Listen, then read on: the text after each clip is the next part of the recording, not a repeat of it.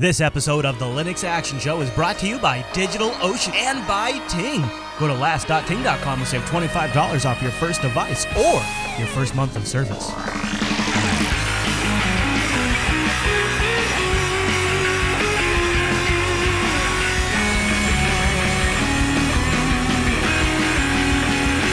Welcome to the Linux Action Show, episode 350. My name is Chris. My name is Noah. Hey, Noah, good morning to you. Good morning, Mr. Chris. Noah, are you ready for me to tell everybody about the big show today? I am totally ready. All right, well, coming up on this week's episode of the Linux Action Show, have you ever wanted to contribute to an open source project, but maybe you're not a developer, maybe you hit a few roadblocks, maybe things have been a little confusing? Well, in today's episode of the big show, we'll break down some of the roadblocks we've personally ran into when contributing to open source, ideas that we have for non-developers to actually make a difference. And it's not just your cliche answers, but real actual things that non-coders can do to help open source projects, and also maybe even a few other things like, I don't know, documentation, monetary ideas, things like that. Noah and I have a lot of experience in this area, so we're going to share our thoughts on that. Plus, in the news segment, we've rounded up some pretty interesting news topics throughout the week, and in the feedback segment, we have a question for you, as well as a few things we're going to follow up on, and some conference stuff we're going to update you on. But first, Noah, it is our picks.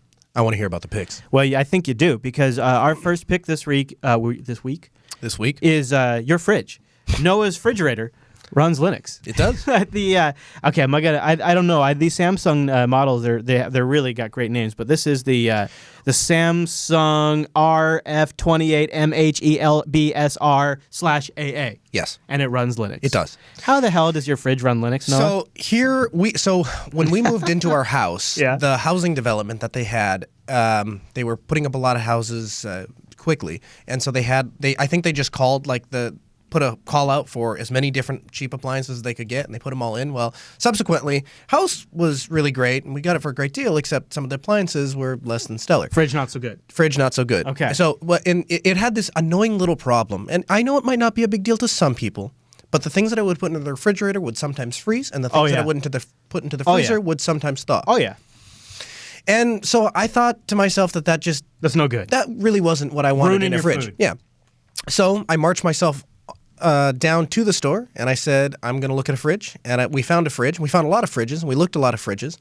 And to me, it never made any sense that the freezer was on top of the fridge, because heat rises, and that physics. That's so you wanted something that had the pull-out drawers on the bottom. Right, I wanted something with a freezer on the bottom, and the little top drawer was cool. And so I'm with you so far. What I'm not seeing is we haven't gotten to the Linux. Where you get to close the gap to where you want to put a Linux computer in your fridge. So of course my wife didn't really care about Linux. No. She just wanted a nice fridge. So we find all these fridges, and we're like, and I said, but look at that one. That one has a screen, and it lights up. And it has a cool, Netflix it's app. pretty, and it has a... Yeah, it has all these apps. We should have that one. She's like, I don't know if we should have that one. I'm like, I think we should have that one. So she said, we went to look at reviews. Well, it didn't get very good reviews. There was a gentleman. Surprise. Yeah, there was a gentleman that was very upset because the audio quality for watching a movie wasn't very good. Oh, wait. Yep. Watching a movie on the fridge? On the fridge. Okay, the audio quality of the fridge is not so good. Yes. Okay. So, I mean, if you wanted to stack your family around an 8-inch screen and turn it into a cinema, it's probably not the fridge for you. But we ended up buying the fridge. They delivered the fridge. They put the fridge in. And when I first got it, because I got it about a year and a half ago, worked great. I could tweet. I could check you could tweet Facebook. from your fridge? Yeah, I could do all that stuff. Okay, good.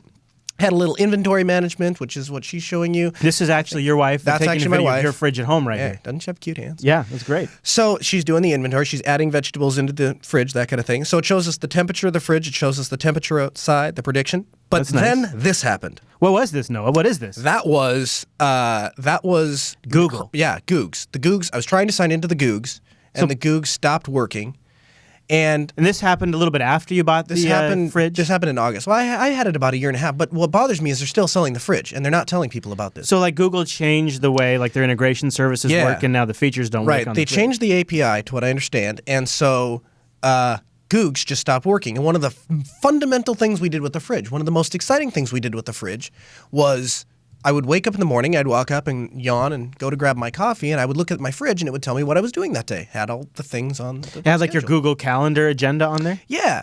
And so... And it also had a push notification system too, right? That could send you pop-up alert. I'm out of vegetables. Yeah. But that didn't have it on the fridge, it had it on the phone, I think. Right, but I don't remember. that quit working too? I don't know. Maybe. I honestly, I think maybe I just stopped using it. So but with- the big thing is that the integration with the services like Twitter and I think Twitter still work. No, Twitter doesn't work. Google doesn't work. Something else doesn't work. Anyway, I went to research the issue because of course the first thing I have to do is Google it because you can't ask for help unless you Google it or people tell you to Google it. So I asked for help on the Googs, and the Googs pointed me to this comment thread which is talking about how everyone else that has this fridge has this problem, and people that have purchased the fridge now continue to have this problem. And So it's ongoing, even though they've still continued to sell it, they haven't resolved the right, and Samsung's answer is talk to the Googs, and the Googs' answer is talk to Samsung. It's no good. Like, that's lame. That's what happens when you put a computer in your fridge, Noah. Yeah. So now do you just not use it? Do you just not use it now? Well, I use it for the weather and you know, Pandora on the and great speaker. And I follow you on Twitter. Oh. So I can see you when you tweet. You tweet my fridge. That's cool. Yeah. That's I'm gonna think about. That's gonna make me think when I tweet now. Angela, I think. Yeah. Yeah. Well, to your credit, you did get it on discount, so at least you have that going for you. So that's good. Yeah, Best Buy has this rewards on things, so I didn't end up cashed paying in some anywhere near full price. So that's cool. I mean, I do applaud you for wanting to have a Linux rig in your kitchen, but Yeah. unfortunately, it's just. What's so actually the second Linux rig? We're going to get to the other one, I think, later, right? Oh, yes, we are. In fact, before we mention that, why don't I talk about a great sponsor that has a ton of Linux rigs, and you can have your own Linux rig. That's DigitalOcean. Head over to DigitalOcean.com right now, sponsor of the Linux Action Show, and bring our awesome promo code with you, LASDigital, LAS Digital, all one word, lowercase. It's going to get you a $10 credit. But if you're not familiar with DigitalOcean, let me tell you a little bit about them. DigitalOcean is a simple cloud hosting provider dedicated to offering the most intuitive and easy way for you to spin up your own cloud server. You can get started in less than a minute. I heard from somebody over the weekend, I think they were at 36 seconds to get their own server spun up. I've used a lot of virtualization systems before. 36 seconds is pretty unbelievable. And the pricing plans are incredible. $5 a month. It's going to get you 512 megabytes of RAM, a 20 gigabyte SSD, one CPU, and a terabyte of transfer. They have data center locations in New York, San Francisco, Singapore, Amsterdam, and London. But what I really love about DigitalOcean, as somebody who's been in the industry for a long time and has struggled with old VMware server interfaces and crappy web UIs that required Internet Explorer, the interface on DigitalOcean is like nothing else. It sets the bar. It sets the bar for every single service, for every single type of service on the web, not just the type of like hosting services, but every service on the web. Go over there and check out DigitalOcean. If nothing else, use our promo code LASTDigital, spin up a virtual server. Be amazed at how you can take the power of something like Linux and KVM and SSDs and data centers all over the world and spin it up in less than a minute and have your own server with root access and HTML5 console, one-click deployment of applications. LASTDigital. Try it for 2 months for free. And check out that amazing interface with their straightforward API. I've got it. How many droplets do you have? Well, here's the thing. On Wednesday when I came, before I was getting ready to leave, I got home and my wife goes, "Hey, by the way, I can't send email." And we run an IT company. So that's kind of a big deal. It always happens when you're traveling. That's always when it happens. I hadn't traveled yet. I was still at home. So I'm like, oh, well, thank God we found it now. So I drive over to the shop. I go into the data center. I pull the server out of the rack. And, well, first I SSH'd in, and it would kick me right back out. So, yeah, well, I drive over there, and I plug a keyboard and a mouse, and I find all of this stuff, and then plug it in. And nothing works. LS, command not found. Free -M, command not found. I'm like, crap. So I pull it out of the rack. I take the hard drive out, and I'm like, yeah, okay. And, I go to reboot it, and it says operating system not found. I'm like, oh, no. So I pull the hard drive out of the machine, and thank God I stuck it into a drive cloner, and it immediately clones. Successfully. So you got all the data. So I put it back into the server. I put a new cable in. I boot it up. Boots right up first time. Everything works. I'm like, yay. All right. Thursday, right before I leave, I make sure everything is working. Right. You got to make sure before you hit the road. I fly all the way across the country. Right. And I land. Right here in the beautiful Pacific Northwest. And before we even get to lunch, email's not working again. Server's crashed. Yeah. So me not being as dumb as some of you probably think I am, I had made a backup of the server, and I had tarball that. Attaboy. But I was going to copy it onto a flash drive, and you ever forget? Well, I forgot it happened to me. Oh, yeah. Yeah. So I called my wife, and I said, hey, what I need you to do is stop what you're doing, pack the kids up, put them in the car, drive across town, go to into the data office. center. Yeah, go and walk upstairs, go in here, get into a computer which you don't know the password to, and then somehow find a way which you're not familiar with to send me a really large file. Oh, man. But somehow she did it. Yeah. And so I got the file, and then after like 6 hours of trying to download the file, and I finally got the file, then I was like, well, now I need now I need a droplet. You got it, yeah. So you got to put it somewhere. I said to myself, well, I could go over to DigitalOcean because I can do that quickly. And I would have been able to do it it quickly, except there's one teeny little problem. DigitalOcean emails you the passwords, and of course, my email server was sitting on a thumb drive at down. this point. Yeah. That's not working. Can't get your email. But they make it really super easy. All I had to do was I clicked on add SSH keys, and they give me instructions on how to generate them. And in like 10 minutes, I had my server up. That is Yeah. slick. Yeah, it was yeah, super their interface for managing SSH keys is really nice. Nuts. Yeah, and they give you the instructions on how to do it on the client end too. That Which is is really really good. nice. Yeah. That is really cool. I spun up a new droplet just recently because we're running a droplet with some Ruby scripts on it to do some stuff on our IRC room, and it's like we got to a point where like, okay, this stuff is really working, and we're starting to use it now, and we need a little more memory. And it was just a simple matter of I powered off the droplet, which is not a big deal. Went into the resize option, added, doubled the RAM, turned it back on. And it was ready to go. So go over to DigitalOcean.com, use the promo code LastDigital, and a big thanks to DigitalOcean for rocking. And basically, they're now my infrastructure. And when I need new systems, and if it's something I just need to throw up on a Linux rig, that's where I go. And they've got free BSD now as well. DigitalOcean.com, LastDigital, get the $10 credit. So we mentioned that we were going to pick something from your machine. Do you have Gourmet on your laptop by do. chance? Yep. Is it populated with? It's ready to roll. So we No, are. it's not. There's no recipe. I could get a recipe if you wanted me to. I have Gourmet over here too. All right. So I could just show it off over here. All right, fine. So the desktop app pick is something that it's Super Bowl Sunday that we're recording this show, and a lot of you might be cooking some of your favorite snacks, and you might need a software to keep track of all of the snacks you share during the Super Bowl party. Well, Noah is a big fan of an application called Gourmet, and it's an open source recipe app. Tell me a little bit about it. No, I've got it loaded up right here. Well, so when my wife and I got married, the first thing we did was, we moved into the house, and then family members started saying, "Oh, here's our pot roast recipe. Yes, oh, right. here's this recipe. Yeah. Oh, your grandma has this great dessert recipe." And then they'd hand us. So first we had little note cards, and they were stuck all over the place. I hate. You've seen the movie Hackers, right? Oh, sure, of And he course. hands the guy the paper, and he goes, "Ugh, Yeah. hard to copy." Yeah, That's yeah. how I feel. I don't like paper. Paper gets lost. Paper Yeah. gets destroyed.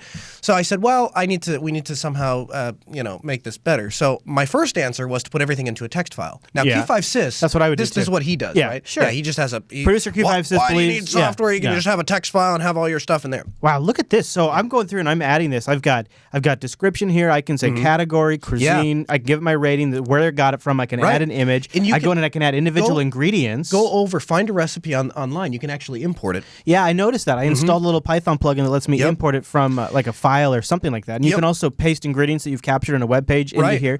And then there's plugins to calculate the nutrient, like the nutritional value. That info. I don't use. But Yeah. but the nice thing is we have a computer that sits inside of our kitchen, and that is the recipe machine. It Yeah. runs Gourmet, and you can open the program up, pull the recipe up, gives you an ingredients list, and let's say you're making 5 dishes. Yeah. You just click those dishes and hit add to shopping list, And and it it will gives you all the generate a stuff? shopping list of Love all the that. ingredients you need, and it will combine. So like let's say you need 1 stick of butter for one, and 3 sticks of butter for the other, and 7 for this next one. It will add all those up and then divide by 4 because That's cool. Yeah.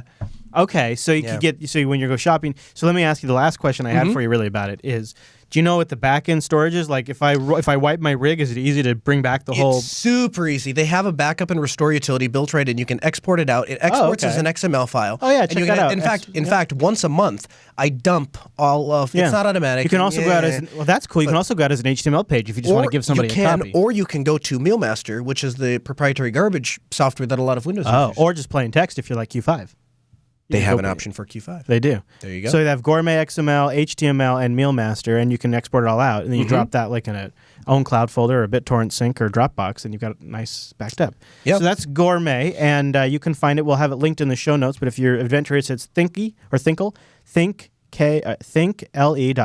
thinklE.github.io/gourmet, and we'll just have a link in the show notes. It's pretty cool. Thanks for turning me on to that, Noah, because I've been thinking I was going to use something on a tablet, but now I'm thinking I'm liking this a lot more. All right. Is there a way to share it between computers? I haven't found a well. What you could do some hackery and create a sym link to where it's storing that XML file to wherever wherever you're. Yeah, I was mounting thinking your like on a network NAS or something. share. Yeah, you can do And that. Symlink it. So tis the season where the Linux Action Show gets a lot of questions about finances, and I know it's not the most interesting topic for a lot of you. So we're not going to do like a whole episode on taxes or anything like that, but it did get us thinking about ways to manage your business that don't require Windows or QuickBooks, right? There's a lot of different ways out there, but most of the most popular ones require that Intuit piece of garbage software that they've never released a Linux version for. But Noah, who runs his own business, has been using something else that runs on Linux. So we were early adopters. In fact, when I say early adopters, I mean they made a post on like a Monday, and like Tuesday we signed up. But we were previously to using the product that we're about to talk about, we were using Intuit. And Oh, the online stuff? no, just actual Intuit. We were you had a spinning it up in Windows box? No, we. Come on, man. No, we were spinning it up in a virtual machine. But System 76 came out and said we think there's a better way to do this, and one that can be done on the web. And that's not beneficial just to Linux users. It's beneficial to anyone that doesn't want to be tied to one specific box, that doesn't Right. want to deal with their backups. Right. So originally, I downloaded the source code and I put it up on my own box, and I played with it for a little bit. And I was talking to some of the people that do some of the work, and my wife, and she goes, "Well, we don't need to pay for it every month. That's probably not really worth it. You know, we'll just host it ourselves." And I said, "Yeah, but the thing is, the cost is so minimal. It is less. Beansbooks is less for the cost of 1 year of Beansbooks, even though they charge monthly, than it would cost me to rebuy QuickBooks every year, which you need to do if you want the newest tax Our information." picks this week. This is a project that we wanted to spotlight for you. It's Beanbooks. It's beanbooks.com. The people behind it are System 76. They have spun it off into its own thing. It's its own business, and essentially, I talked to Carl when they launched this because he's super excited about it. And what he said is, we've built this entire system in house to run on top of Linux to essentially run the back end of our business. Because Right. we weren't going to. No way is System 76 going to run Windows rigs Right. to do this. But there's nothing that met this, and then they wanted to make sure it could be open source. So they created Beanbooks, and this isn't a plug, this isn't an advertisement, this is just both something that both Noah and I, two people that run a small business on Linux, can use to manage our books. Beanbooks allows you to do self-hosted, or you can do like Noah opted to go with their hosted option, and they spin up a dedicated VM for you, and they host it for you in a VM environment. Yeah. This is essentially a replacement for a lot of Intuit's products in a very nice UI. I mean, you're pretty happy with the UI, right? Well, web-based. Yeah, the UI is great. But what really blew me away was the support. Because had I gone with my initial idea of spinning it up on my own box, we would have been hosed. And I mean hosed big time. We got to the end of the year, and it turns out that there were some discrepancies in the way that the software was written. And I don't know if it was entirely a bug or if it was just we weren't using it correctly. I'm not exactly sure on the details. What I do know is that we started emailing him at the beginning of the week, and like immediately, and I mean immediately, they get back and they're like, "Oh, we're pushing a change," and then they pushed a change. And they pushed it specifically to your instance? Well, I think it was everyone's instance, but it was a okay. problem that we specifically had. Yeah. And then we still had a problem, and I think the guy's name is David Overcash, and he's on his game. And I don't know if it's just he is that dedicated to us specifically, or if he's one of the only people that do that kind of support. But you'd email him, and we'd get a response back, and it didn't seem to matter what time of the day we emailed him, we would still get responses. I don't know. This guy is like dedicated to making sure that the people that are paying their measly $29 a month or whatever are getting world-class support. And eventually we got down to the wire and we're like, "Listen, here are the problems, the immediate problems that we have to get solved because we have to make these tax returns." And I'll be darned if by 5 o'clock that night, everything was solved. That's pretty So- respectable. And Yeah, I don't know what other company you're going to get support like that from. We covered Beanbooks when it launched a year or so ago on last, but now here we are a year later with some experience on it, and it's a solid recommendation. And I just thought with it sort of tis the season to think about money for a lot of you, and it's a new year. Maybe it's a good time to just start fresh. So that could be an opportunity for you. It's Beanbooks, beanbooks.com. We'll have a link in the show notes. And again, it's from the folks from System 76. It's not, but it's its own separate thing too. But there's some good people behind it. That was the final straw to where I can now say that every piece of software that Altispeed uses runs on Linux. Woo, boop, boop, boop, boop. That's Yeah. really cool. We have all of our past picks over at jupiterbroadcasting.com/lastpicks. Our runs Linux, desktop, spotlights, Androids, distros, And we also could use your help to make sure if that list is missing anything. And you can also fork your own version. Go to jupiterbroadcasting.com/lastpicks. And if you convince somebody to try out Linux, or you yourself have a new installation, a new rig, and you want a bunch of great apps to just see some of the best stuff available for the desktop, point them to that list or go check it out yourself. That's a great resource for somebody just switching over to Linux or with a fresh install that wants some of the coolest stuff. All right, Noah, let's do the news.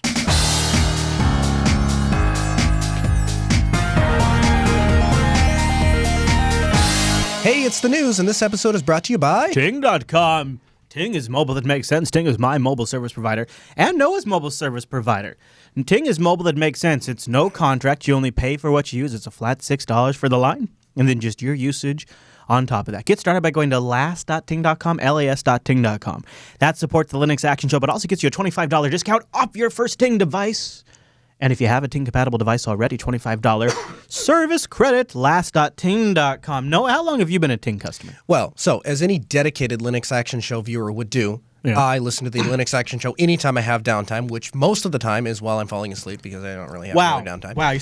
Are you saying that you and I fall asleep We together? do, yeah. You're Okay. right. You're right on the side of my pillow. Okay. So I'm in bed. I'm sleeping. My wife is sleeping. My 2-year-old daughter is Wait, is so sleeping. hold on. Yeah, what? Huh. I'm in bed with you and my your wife, but you're on the other side of me, so it's all right.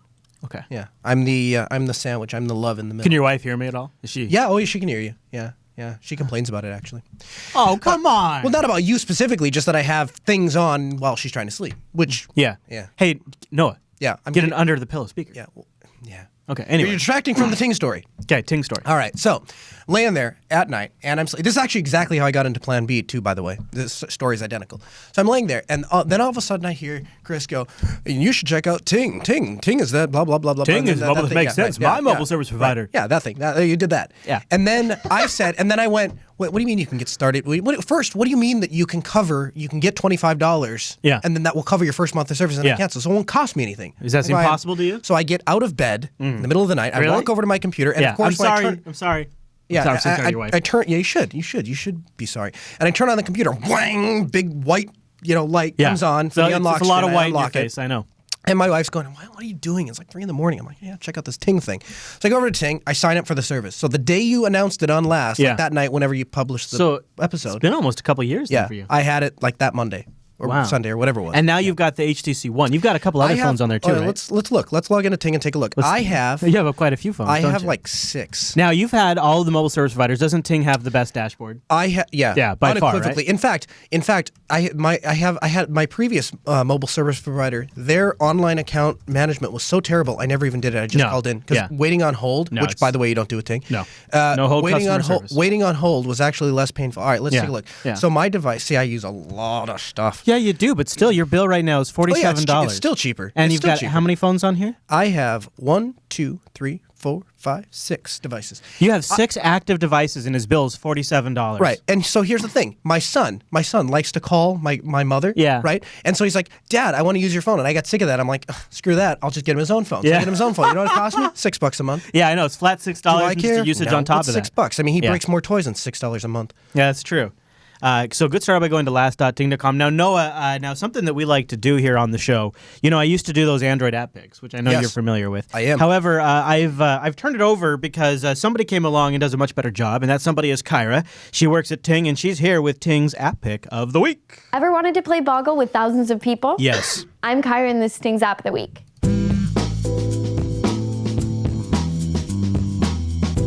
If you're a fan of word games, you're going to love today's app. Wordamit is an online word search tournament that runs 24/7. With rounds spanning 2 minutes, it's easy to hop in on the action and compete for the top spot. Find words by swiping adjacent tiles. You can swipe in any direction, and words must include at least 3 letters.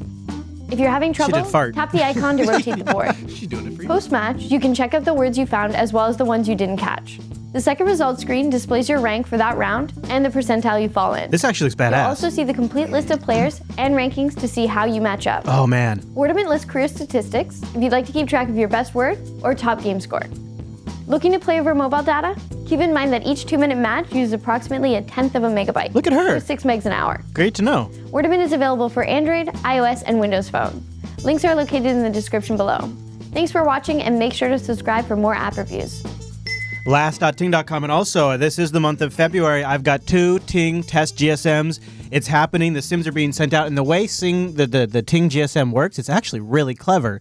They've pre-punched micro, mini, and full-size SIM. Really? So whatever device you're putting it in, they've pre-punched it for you. It's ready to go. You know, Chris, I have a device that you might not think is so cool, but there's a couple in the chat room. I'm pull it up just so I can prove you wrong. What is it? It is it is a cell phone. It's GSM only. So All right. I previously haven't been able to use it with Ting, and so thus it's just not activated. yeah. Because why would I use anything else? Right. So I just don't use the cell phone part of it, but it's a cell phone. Yeah. And integrated into the cell phone is a UHF and VHF transceiver. What? Yeah. It's a So phone cool. with a UH. You can send VHF signals, like TV signals. For all no.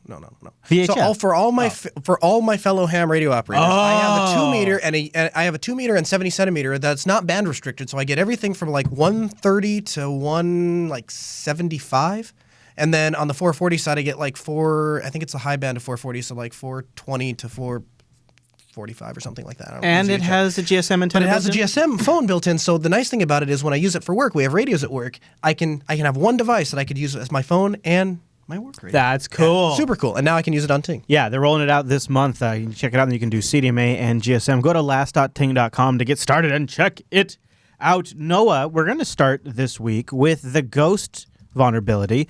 It took about only 48 hours before we actually started seeing exploits of the Ghost vulnerability in the wild. For those of you who didn't watch this week's episode of the TechSnap, the TechSnap program covered this a little bit, but I'll just give you a quick overview right here. The Ghost vulnerability is in glibc, or glibc, depending on how you roll, that attackers can use against any programs that are linked against glibc when they're doing DNS lookup, which is pretty much any C++, Python, Ruby application. It's a buffer overflow in glibc that was found in the NSS_hostname_digits_dots function. If your app uses that to look things up, it's exploitable by this.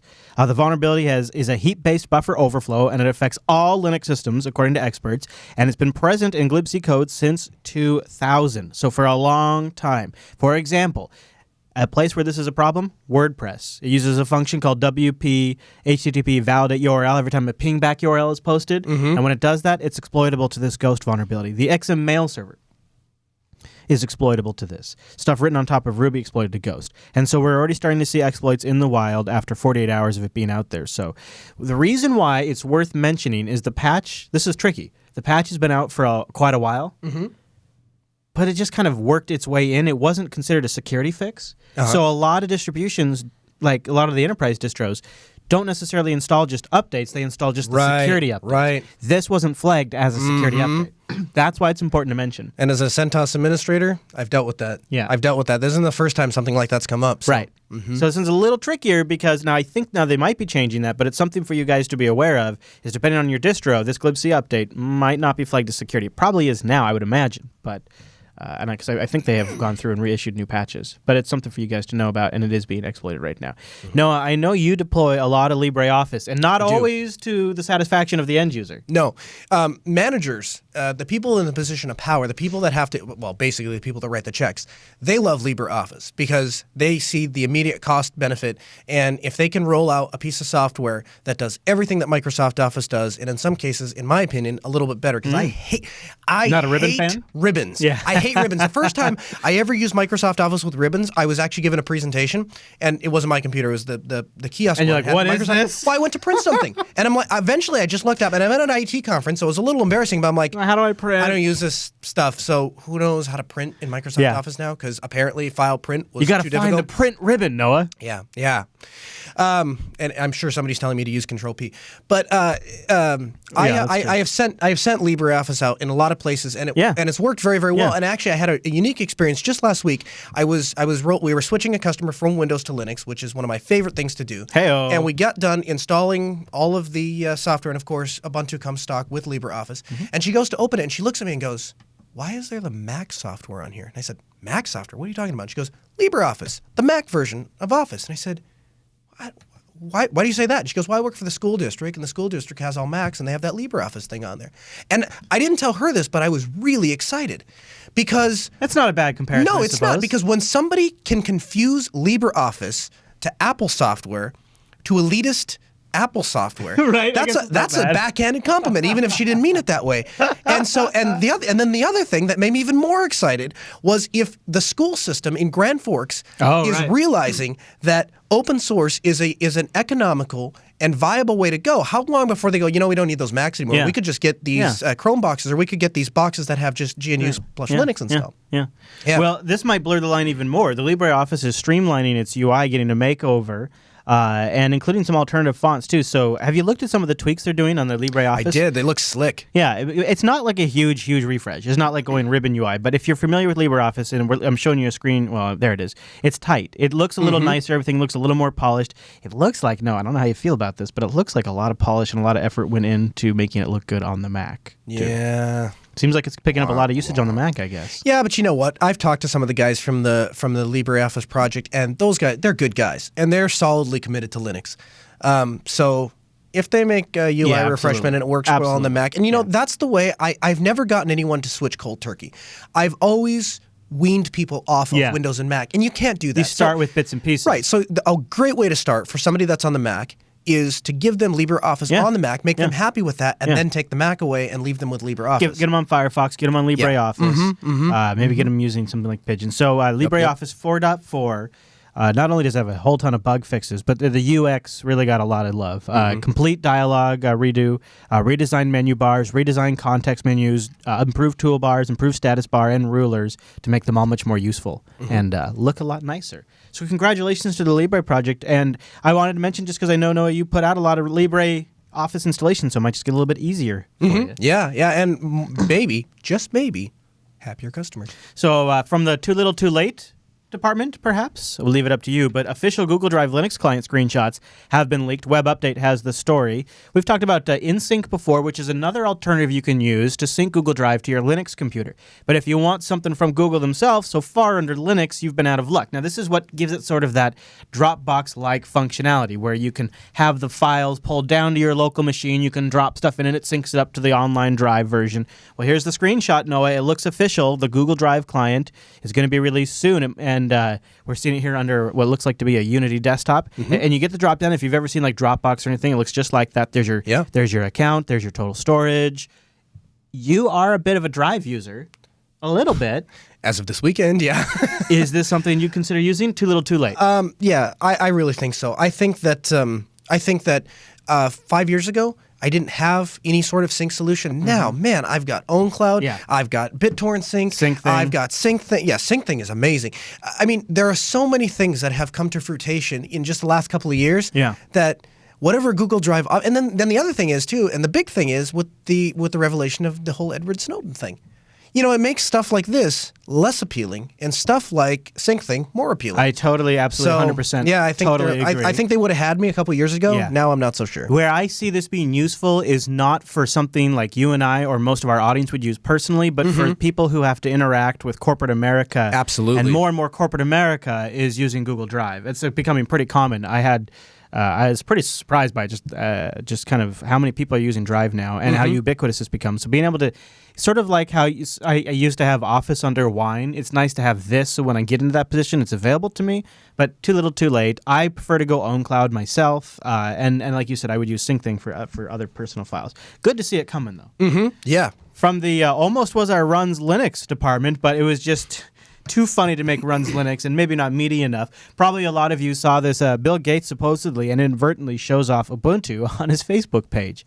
And it's great because it was something like, this is what the future, or 15 years from now, most people in poor countries will be able to take classes online. And he's kind of like, look at the future of taking classes online. And when you take a look at the picture, why, that's an Ubuntu system. Would have made for a funny Runs Linux. Bill Gates runs Linux. Well, we talked about it, but then we were like, we don't know if that was Bill Gates' computer. Yeah. And I like, if you notice, their hand is just covering up the username and password. Right, You see it right. like right there? Yeah. It's like yeah, good times. So Bill Gates, we just thank you for giving us an opportunity to enjoy that. Not a very busy news week, Noah. Control 0. Control 0. That starts soon, though. It's with it's Webpedia. That's what Softpedia. Wow. But I think the news cycle is going to get pretty crazy pretty soon. So it's nice to be able to sit back and take moments like this and remember 2015. The beginning of 2015 was the year that Bill Gates tweeted, "The future Linux, of children yeah. is running Linux." Yeah. All right, Noah. All right, that's all Chris. the news for this week.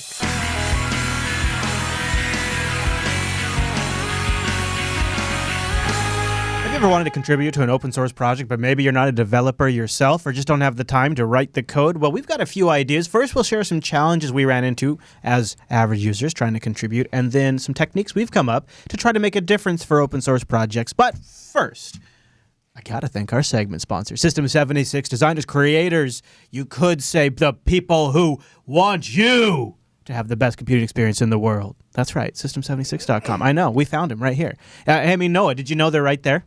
I did.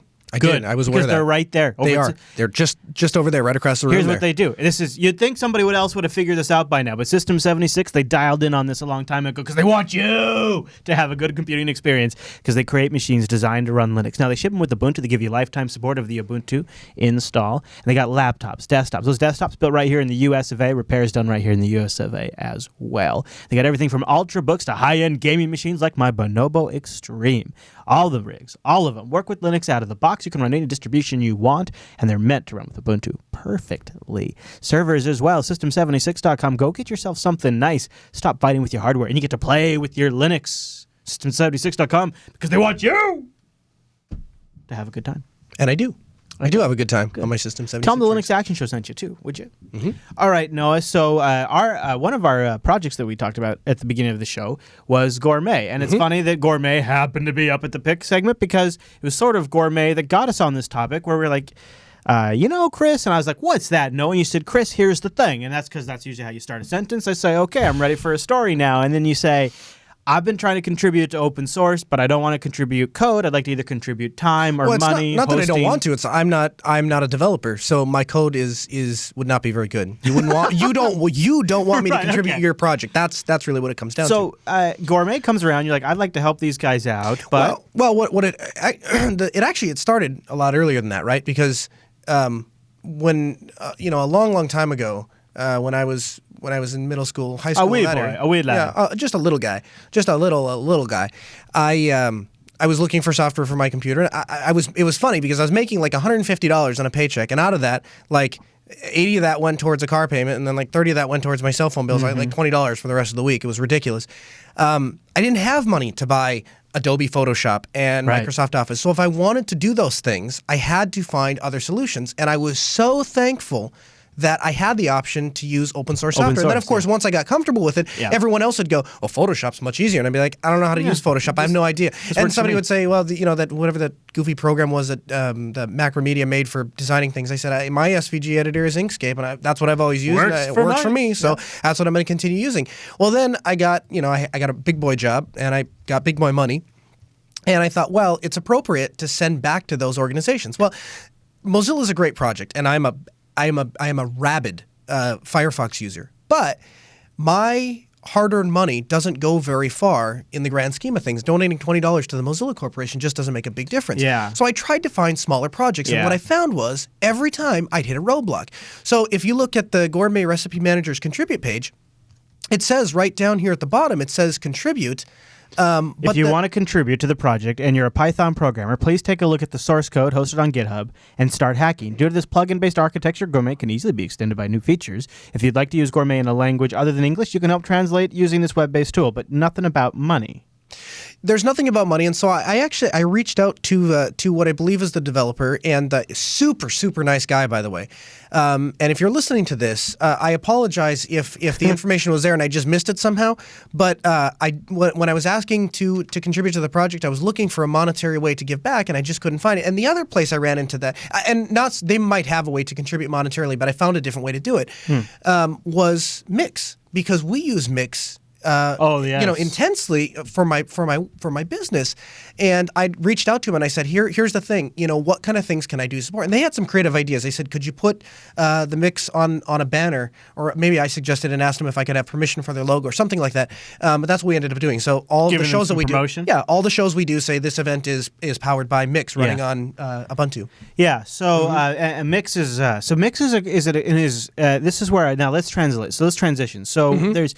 And I just want to before we transition, I just want to kind of button up what Noah's just saying is kind of what we have found is when you want to contribute financially, there's not a standardized way to contribute. Some people use things like Bitcoin, and some people use things like PayPal. Some people want a check. Yeah. Some people want just something off their Amazon wish list, and some people want to use something like Flatter or something like it's just a whole wide range when you want to contribute financially. Right. No standardization. Right, and so that is particularly hard to approach. Now there are ways to do it, and there's some projects where your $20 could make a big difference. Absolutely. But you come across software like Mix, Mixxx, which isn't just good because it's open source, but this is truly like one of the great DJ softwares out there. It's professional software, no doubt. We even use it here at the Jupiter Broadcasting Studios to do all of the DJ music for our post and pre-shows, and it's just super handy. It's super great, and it's something that not a lot of people know about because it lacks proper advocacy. So this is number one where I want to start, where those of us who are not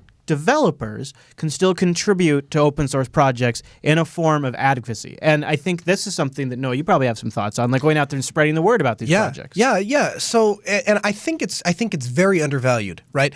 I think a lot of people when they're in the process of doing a project, they see the immediate needs. They see things like, I need a computer to get my work done, or they see this guy is willing to contribute code and help, but he doesn't have a laptop, so we need either money to buy a laptop or we need a laptop, and so they get into this almost binary sense of thinking about it, where it's either I want code or I want money, because those are the two things that are going to make my project succeed. And I think where that falls short is you will get more money and you'll get more contributors if your project is better known, and if it becomes a recognized almost standard. And I would here's a secondary, so not even just for user base like what you're talking about, but also one of the things you and I were talking about last night is sometimes, the open source world is just prone to a lot of forking. Well, if a fork occurs, that the project that has the better awareness, the better brand, the better mind share is probably the project that's going to have more people get behind it, more support, more people join that development effort. And so advocacy for an open source project not only is important from like a user base, establishing a user base perspective, but advocacy for an open source project is also just good for mind share, so that if a fork does occur, they're perhaps the dominant project. So I think advocacy can play a role, not just as a podcaster, but somebody out there, sharing links. Oh yeah. When somebody's asking questions about how to do something. Absolutely. And I think obviously this is a great platform for doing advocacy, but I tried the best I could. Every time I went into a business, if they were using a project, I would say, I'd tell them, I'd say, hey, listen, LibreOffice, they give you the software for free, they give you the updates for free. Here's how to donate if you have an extra. And most businesses, they're willing to do that. They'll kick down a couple $100. Yeah. It's not a big deal because you had 50 computers, you were spending $400 per license copy of Microsoft Office, and now you can do that for free. So why not give them a contribution of $400 or $500? Yeah. And of course, we're not trying to discourage you from contributing code if you're comfortable contributing code, or even if you have rough code skills. I mean, because they can always reject a patch. So, and Rakai brings up, and I think it's a very valid point, is that many projects will be accepting of even newbie code, because even if you can get that that basic down, then they can go back and edit it. And to say that and to not acknowledge that, as he points out, it might hinder somebody from contributing to it, and you certainly don't want to do that. I'll give you an example. So Alan from TechSnap and BSD Now, not particularly a coder.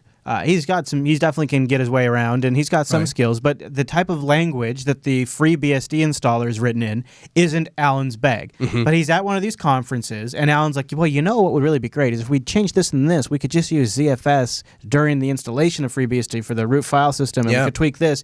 And Alan, not necessarily I don't know if it was what language is it in, but he writes it out, a basic one. He wrote out something very basic, some rough code, gave it to the FreeBSD installer developer. He took that code, is like, oh, I see what you're trying to do here. Well, I'll take some of this and I'll rewrite some of this, and he put it all together. And there at the conference within a couple of hours, they added ZFS support to the FreeBSD installer because Alan wrote some rough code to get him started. So I guess I'll rephrase my my comment and say that you wouldn't want me contributing to your project primarily because coding is just not my passion, and it's just not something that I can turn my mind onto 100%. It's a little haphazard. When the few couple times I've been thrown into the shark's pit to go do coding, it just doesn't come out well, and I'm not happy with the quality. of it, and so I think it leaves something There you to be go. desired. So I focus on my strengths, Yeah. right? Yeah, exactly. And I think so Yeah, do what you can. If coding's not it, here's another thing that I sometimes run into an issue with. That just kind of pass this on is IRC can be a great resource for a lot of open source projects. Right. It's a great way to get started, find out where the pain points are. Sometimes though, you run into dead IRCs. So Yep. as somebody who's run into this before, that's something to be cognizant of and kind of try to figure out. The other problem I've sometimes run into is this project dead? Yeah. Does anybody have ownership? Does somebody need to take ownership of it? Let's talk about the obvious one. So advocacy is one that's my personal favorite to talk about. Yep. But this is an obvious one: documentation. I mean, nobody loves to do documentation. That's why they need you. And if they had somebody that was super, super excited and that was their passion to do documentation, the documentation gets better.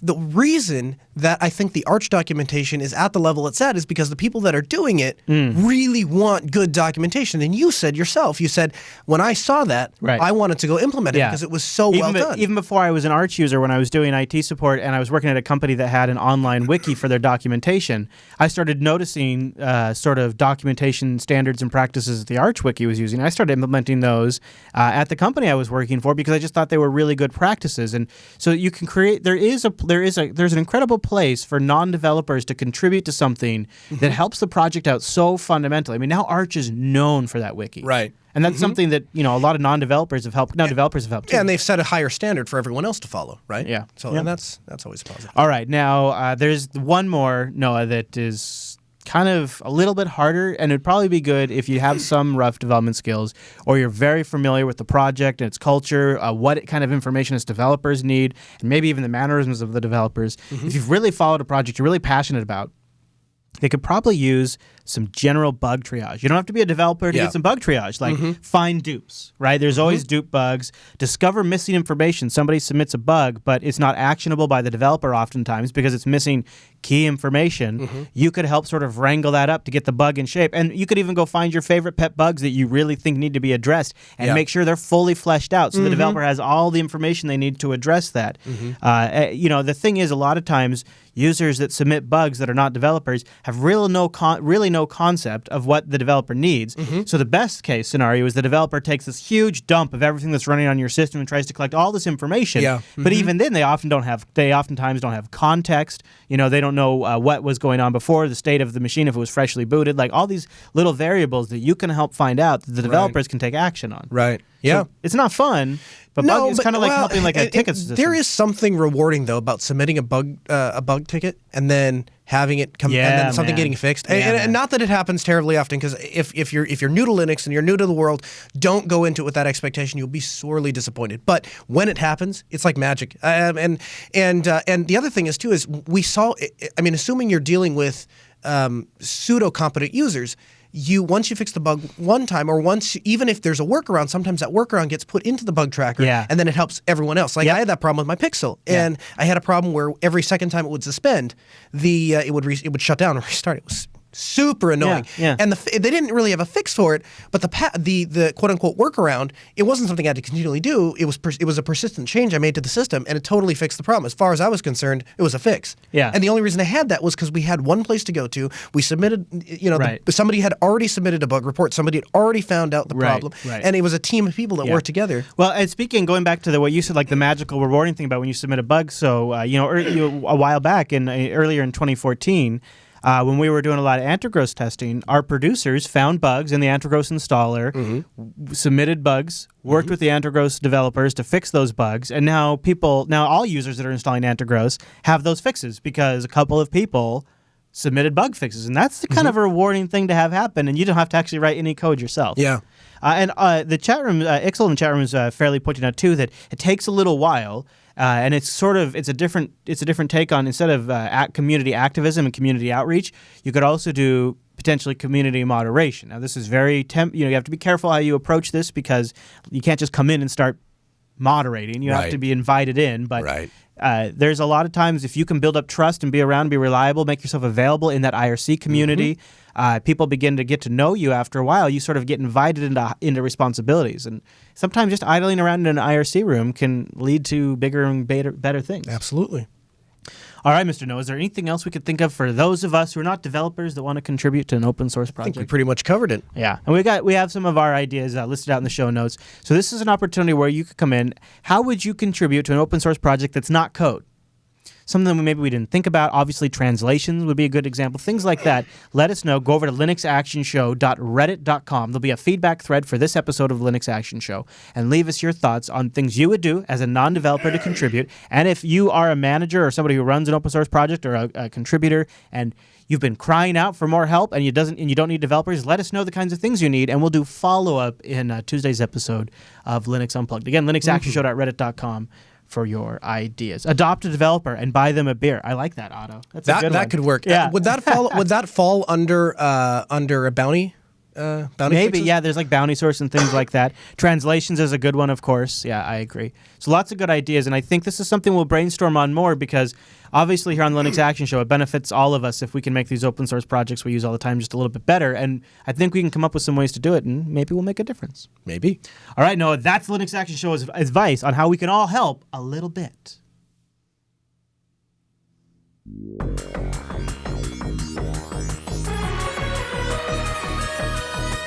And that brings us to the end of this week's broadcast. But Noah, before we get out of here, we got a little email, a little feedback, a little follow-up to do. Our first email comes in from Ed.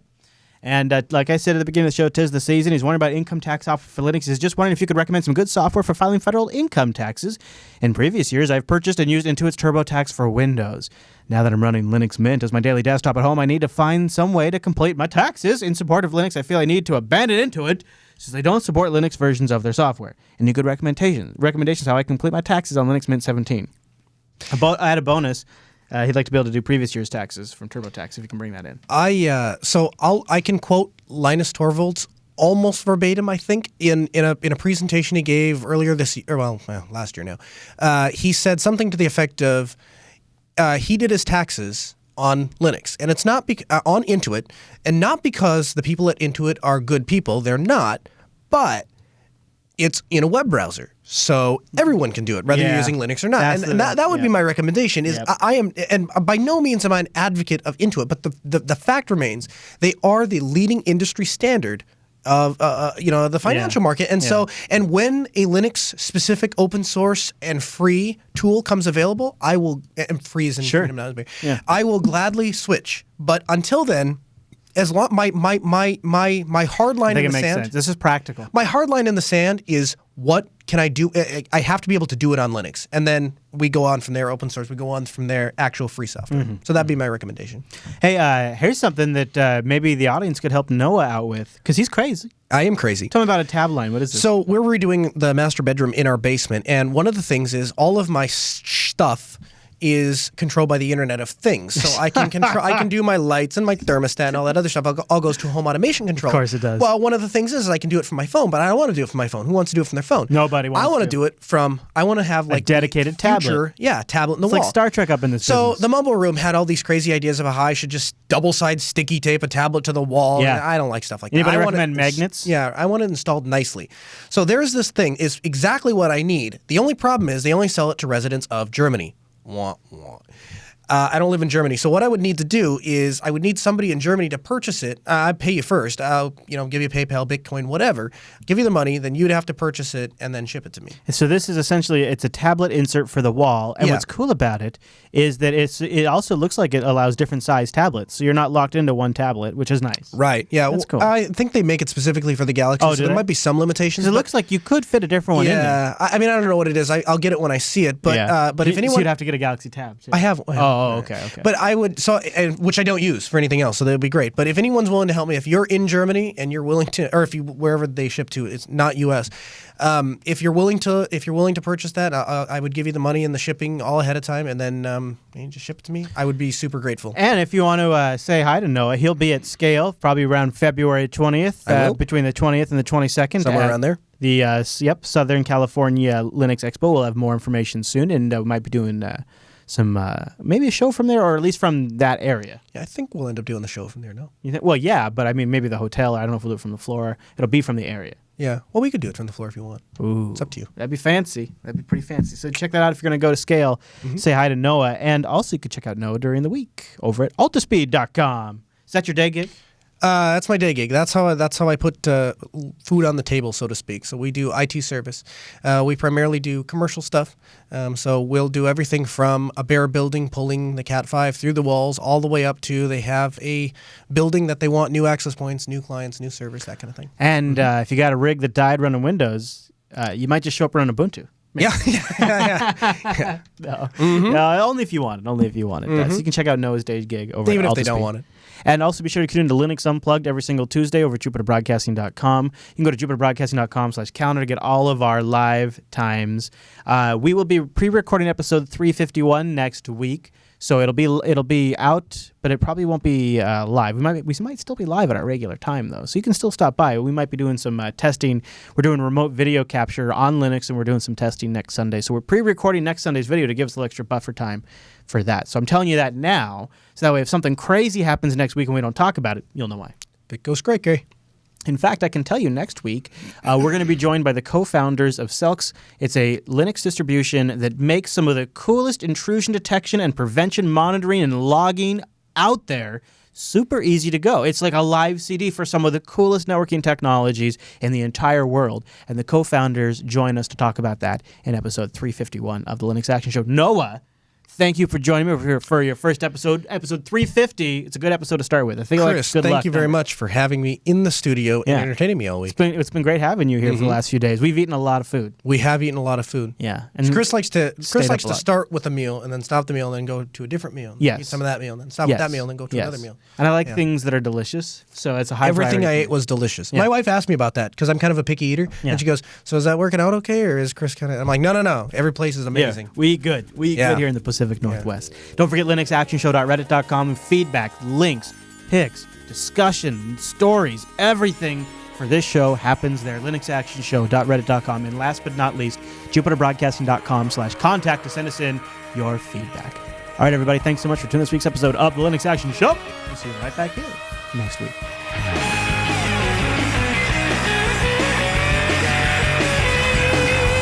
All right, Noah. So All right, Chris. I'm going to play this. Let's play this. And wait, before I play this, do you want to set it up, or is it just clear if we play All it? right. Is it totally So clear here's if we what- just play it? no. Oh, okay. So all right. here's what happened. You set it up, but not any more than you got to. All right. Go. All right. I got a phone call. That's it. I'm just kidding. I got a phone call, and this guy was telling me about the offensive traffic that was being sent from my computer. The only problem was I don't have a Windows computer. So From VTech Solutions, and this is in regards to your computer. How are you doing today again? Excellent. I was busy. I wasn't. That's very good to hear, Mr. Shallian. The reason I call you is to inform you, that from 2 to 3 weeks now, we are constantly receiving high alert signals to our server from your computer that So did he say he's receiving a lot of signals from your computer? Is that what he just said? Yeah, Okay. signals. Signals. Okay. it has unknowingly downloaded some batch files from the internet. You aware about this? No, that's shocking. What address is that coming from? You're already onto him now. Sorry? Oh, what IP address does that come from? That's I work in IT. That's why I asked. Oh, you work on IT. You work in IT, okay? I work in IT, so I'm just curious. What address? What address? Because I have a number of different computers. I've got a couple at my office, a couple at my home. So I'm wondering which. Could you tell me which IP address those are coming from? I'd just be interested to know which one's causing the problem. This is the Dell one, Dell laptop with the Dell. service How tag can you- 1WM. So, question for you: how can you tell that it's a Dell since the MAC address won't pass through a layer 3 device like a router? Because you might be connecting your router and using internet, but has reinstalled, redesigned Windows and installed them to the computers. That's the reason the one which download this virus from the internet. You might be using it. But here's I have two questions. You haven't answered either of them. My first question is, which IP address is the offending traffic coming from, so I can narrow that down. I know which machine we're talking to. And the second thing is, I'm curious. Most companies identify hardware manufacturers by the MAC address. Right, but MAC addresses aren't going to transition through a layer 3 device like a router, and every computer I own is sitting behind a router. So I'm curious as to how you'd identify the make and model of it. You said the MAC address. Right, MAC address. That's the hardware address on the network card. You said you work for you guys work for a solutions company. You're going to fix my computer. I believe you already, have many homeworks to do, right, for your IT classes, right? Yeah. Homework for your IT I don't have classes. any homework. I'm actually working for 10 years, so as I actually don't have any homework. But I'd like to find more out about this. So which computer, if you could tell me which IP address. Yeah, he knows he's traffic busted. is coming from, But that now would he be starts. helpful. Now he starts getting interested. Yeah, he's busted because he's busted. He's got to turn it I will let you know around. everything, but Mr. Shelley, I will first like you to know, you are a very curious person. I'm a very curious person. You Well, want. I'm just saying, when you call me and tell me that one of my Yeah. computers is providing offending traffic, but you can't even tell me which IP address it's coming from, it sounds a little strange, You want the IP address. You want the Yes, please. internet protocol address. Yes, please. You want that. But you will not. That's not the concern. That's we not the cannot concern. disclose that on the open line. So hold on on a the second. open line. So what you're telling me is you have identified offensive traffic from my computer, but the IP address to which that traffic originated in, that's not important to you. So what is it that cannot you're tell using? you. I cannot. You can't tell me what IP address. So how do you know it's mine then? Oh, because this is the details what we have. My technician will love to answer all your questions. My technician. Right. I believe you Thought are he was smart the enough to technician. take care of your computer. That's a very good thing for me, Oh, okay, My job yeah. was basically, Mr. Celia, let me do this, okay? My job was just to evaluate about this fact. Uh-huh. Now it's totally your decision. I believe you are smart enough to take care of your computer, which is you are. Well, Oh, yeah, I would probably love, I would got love it to, now. but unfortunately, you Did still that. haven't. Unfortunately, since you haven't even told me which computer it is. I mean, you've told me it was a Dell. What was the model again? Now this is great. I have this service tag and your email address to which it is registered. The email address to which it is registered okay if this is goes out? Yeah. It's my wife's spam address. sarah12188@hotmail.com with the Uh-huh. service tag 1WM. Does he have a real service tag? S1. Yeah, it's my wife's computer, but he How can't can he get the have service the tag? internet signal. But somehow you've managed to obtain the service tag, which isn't encoded inside of the network traffic at all. But you haven't been able to obtain the IP address, which would literally be in every single header of every packet that leaves the network, right? You have the service tag in front of you, but you don't have the IP address. It's funny to me. It's interesting. No. Just for curiosity, Mr. Celia, can I ask one question with you? Sure. Just for my curiosity, Sure. You said you have been working in this like last 10 years, right? Yeah, roughly, give or take. Yeah. Mm-hmm. Okay, so you might be, across many technicians, many very good technicians, or might be many hackers, right?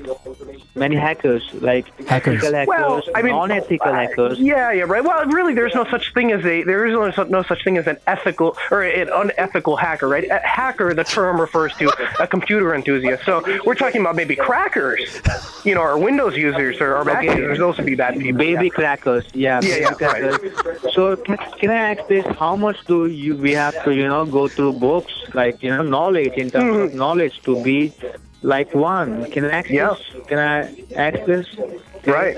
Yeah. Mm-hmm. Like how much we have to go through, the library, the live sessions, the books. How much Right. knowledge do we, Yeah. It how takes a much long knowledge time. we want to. It takes Yeah. a long time. Yeah, Like well, 10 yeah, I years? mean, yeah. as far as schooling goes, I went to 4 years of college, and I got done with that, and I went through my Red Hat certification to do Red Hat Linux servers. Then I went through and did my Cisco certification and started doing that. Wait, Mr. Celia, I believe you are, source of knowledge, but let me ask in a simple language, how many operating systems do I have to learn? He's asking I'm me for sorry, what? advice. How long Yeah. does it take to learn? Oh, I No, learn how every many does he day. have? I'm still learning. In fact, How many? I said, how many operating systems do I have to learn? operating systems. Yeah, I understand. Well, if you're, saying that, I think the last statistic that came out was Microsoft Windows has like something like 90% of the market share. So I suppose if you knew Microsoft. 1.4, okay? Yeah. Well, so I suppose if you knew Microsoft Windows, you'd probably be able to service the majority of them. But Really? And you don't I would recommend think me, the basic Linux, Unix, no? yeah, well, so here's actually that's an interesting. You brought up an interesting point, my friend. So you said the offending traffic was coming from a Windows machine, right? The things what we are talking now. This is not a business. This is not related No, we don't talk about that. It's just a curiosity. Like you are curious for something. Even I am. No, let's curious talk about for Linux. something. And I feel like you know much. You are much in this field than me. Might be. Thank you. I don't know you personally. Yeah. But just asking them, if you are in this field for 10 years, you might be going through many days, many nights. That's the reason I asked you this. That's the reason. I feel I believe I'm not going too much from my side. That's what. Yeah, I understand. All right, then it's totally fine. Yeah. Well, anyway, thank you very much for the call. Just a couple of tips in the future, if I can extend what I've learned over the past 10 years. I would start by identifying the IP address. That's usually a good piece of information to have people when you're going to call them and tell them you're going to fix their computer. Second of all, I'd make sure that the operating system that the person is running matches the operating system that you're going to quote them. So, for example, like I don't actually have Windows installed on any of my computers, so that would be good, to ask about that first. And then lastly, I would just leave out the whole thing about the make and model, because that kind of stuff just doesn't transition through network traffic for the most part. So those are my tips for you. And use Linux, install Ubuntu. And if you have any questions about Linux or you want to learn about Linux, head over to jblive.tv. Every Sunday, we do a show all about Linux, and you can learn about Linux, and then you can download. And then you won't have to. Then you can install Linux on your computer. And if you could, if every person you called, if you told them to install Linux, then they wouldn't have these problems. Then they wouldn't have to have you guys come fix their computers. That's what you guys could do. You could push that as a solution. Yeah, that'd help everyone. And one more question. Yeah. Your name is. One more question. May I ask your name first? Noah. My first name is Noah. Noah. That's a very yeah, that's a good name. Okay, Noah, I just bought your new laptop. That's Acer Aspire. Acer Aspire. Yeah. Okay. So, would you recommend something? I really want to go through, many things. I want to learn something. Would you recommend me where to start with? I'd what start to with install? What antivirus? I can't believe the direction this is going. I would skip the antivirus, and I would go over to Ubuntu.com and just download the latest version and install that on there, because Ubuntu is going to be completely virus and spyware free for you. If the operating system isn't going to cost you anything, you get all the updates for free, and it's going to be a rock solid operating system. So that's a free one? We don't have to pay nothing for that? Yeah, Ubuntu is completely free. And like I said, the biggest thing is if you have a learning curve, if you have questions, head over to JupiterBroadcasting.com and watch some of the shows that are out there. And we do. I think there's 7 or 8. I will definitely. Check that out. Can you help me with this? Sure. Can you spell that bunch? Whatever email address is, spell that. UBUNTU. This is amazing. Yep, UBUNTU. MPU. NTU. So Uniform November, Bravo Uniform November, This is Tango amazing. Uniform. We actually took me seriously, which was kind of cool. It's, Uniform Bravo. Uniform Bravo. Uniform November. Ubuntu is going to be completely virus and spyware free for you. If the operating system isn't going to cost you anything, you get all the updates for free, and it's going to be a rock solid operating system. So that's a free one? We don't have to pay nothing for that? Yeah, Ubuntu is completely free. And like I said, the biggest thing is if you have a learning curve, if you have questions, head over to JupiterBroadcasting.com and watch some of the shows that are out there. And we do. I think there's 7 or 8. I will definitely. Check that out. Can you help me with this? Sure. Can you spell that bunch? Whatever email address is, spell that. UBUNTU. Okay. Yep, UBUNTU. Wow. I can't believe the direction this has gone. MPU. Okay. NTU. So Uniform November, Bravo Uniform November, Tango Uniform. UBUNTU. Ubuntu. Uniform Bravo. Uniform Bravo. Uniform November. That Pascal, then Uniform, right? Uniform Bravo Uniform November Tango Uniform. Okay, it's Tango. Okay, November Tango Uniform, right? Okay, I got that. Yeah, Uniform. Is he screwing with you? No, Uniform. he's not. I don't think November Tango Uniform. Tango Ubuntu. Uniform. Okay. Ubuntu.com, right? Yep, Why did you just say I think Mint? that's right. Yep. You should have just said You can Mint. Google Ubuntu and it'll come up. Ubuntu, okay. This is for the software, free software, right? Yeah, totally free. It's free and open source. So I would I'd check that out, and hopefully that works for you. But I have to run get back to work. So, but good luck with the rest of your calls. And It's fine. Yeah. It's fine. Okay, Thanks thanks for a your lot. time and have a great day. Take care. Bye. Okay, that's a classic. When I answered the That's a phone, classic. if you can hear the very, very beginning of the call, there's just so much frustration in Yeah, my voice. yeah. Because I'm so pissed. Yeah. That I have stepped out of a meeting yeah. to take this stupid call, and then this guy wants to sit here and tell me how my Windows box is Yeah. sending offending traffic. Well, and imagine if you were like a non-savvy user and you were at home and you did have a Windows box. That would have been a totally different call. No, here's what that results in. That results in a service call from me, from some poor old Yeah, lady yeah. that's like, Yeah. this guy charged me $79 for my offending traffic, and I don't know what to do. I love how he's like. I love how he eventually starts taking you serious and he's like, Yeah. I didn't expect that. I was just trying to screw with him, but That's classic.